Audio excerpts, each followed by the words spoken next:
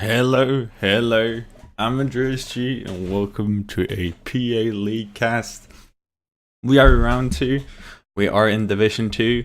We are here with two PA gods. We got Klops and we got Pata. Two very old players, two players which has a history going way back against each other and against this game. And now they're facing off here in round number 2. Which let's say you can hear the players spawning in, so let's jump right into it. And that text is slightly too big, I would say, so let's do that before we go. So the map we do see here in round 2 is, as you've seen before, is Ignis. This is the map where we have the two players spawning on the poles. Then you have the big expansions in the middle here, the lanes on the side, and then the two sections on the back side. And there's a lot of choke points, so your heavy units like tanks will absolutely be a thing. So will air be, because it's hard to get around here, as well as drops, air fabbers, etc. to get into these different pockets early game. So let's look at the players' opening builds, shall we? Spawning on south in sort of a human color. We got Panclops opening bots first. Then Pigeon, Metal Extractor over to here. This is a opening we've seen from a lot of players over the course of this tournament this far. Going out with a Stitch, starting to take advantage of the reclaim of the Commander. 30 metal every second coming out from that Stitch. Then going on to grab some economy. And a nice lob in the backside here. Really like this opening out from Klops. This is actually a strategy I've shared with Klops myself. This lob is in reach of both sectors of this map, so very nicely so. On the other side we do have Pata going black, opening same way as Klops does. So mirrored opening, he's going to go out to expand quite a bit, same as Klops has done, so it's just exact same opening from both players. That's very nice to see. Seems like there's an established meta at the moment. Klops has queued up some over to this side expansion here with this Faber, so do have to keep that alive to see that through. But on the other side, hasn't really queued up too much yet.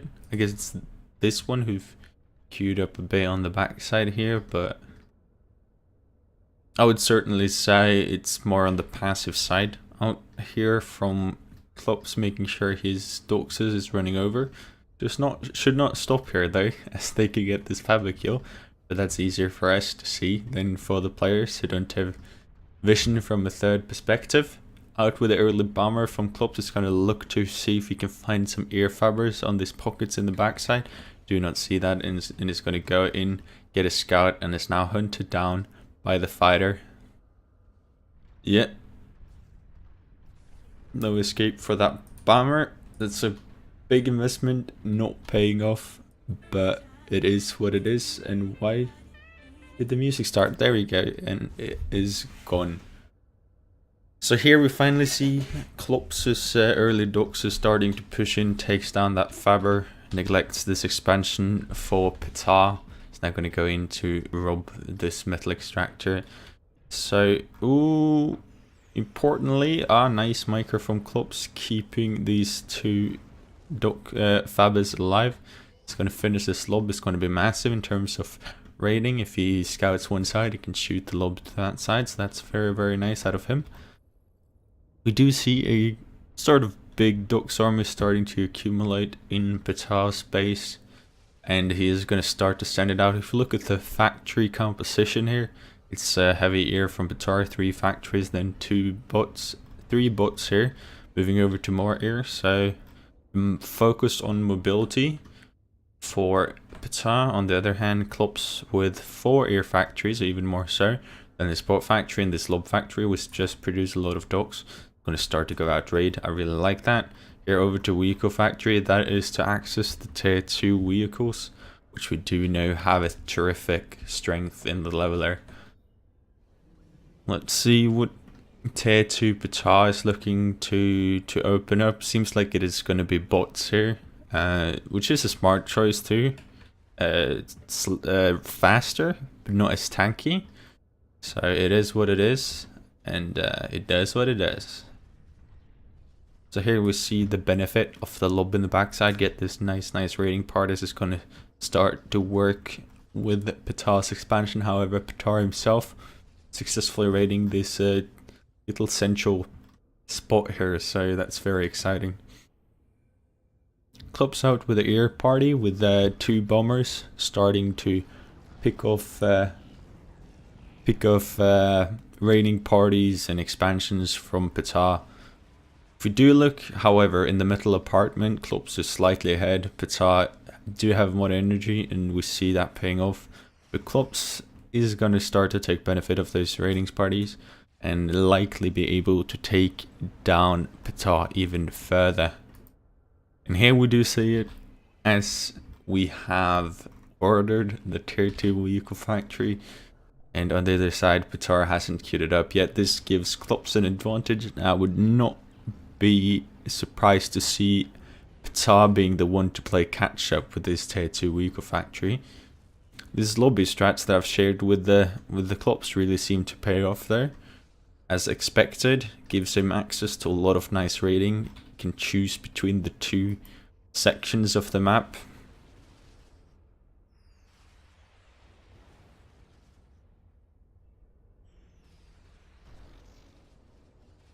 So here we sort of do see Clubs just shooting in Ptah, and it seems to me the victory is getting closer and closer as Clubs is building the advanced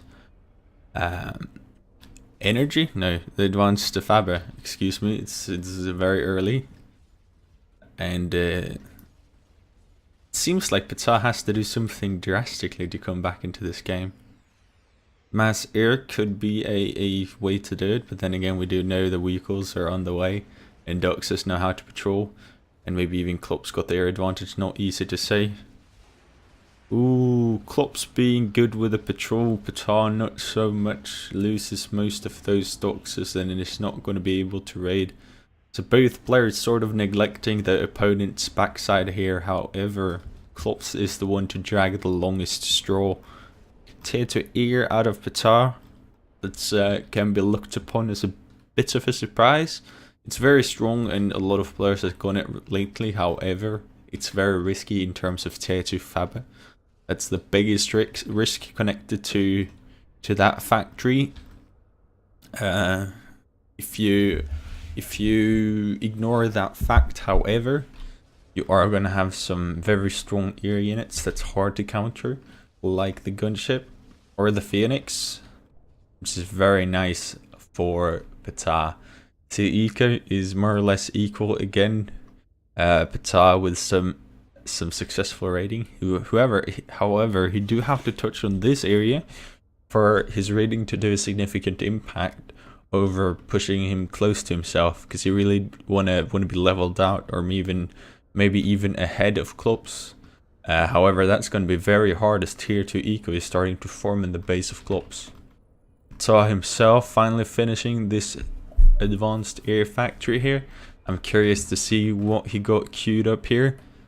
Does he want to get through the trouble of going the air faber?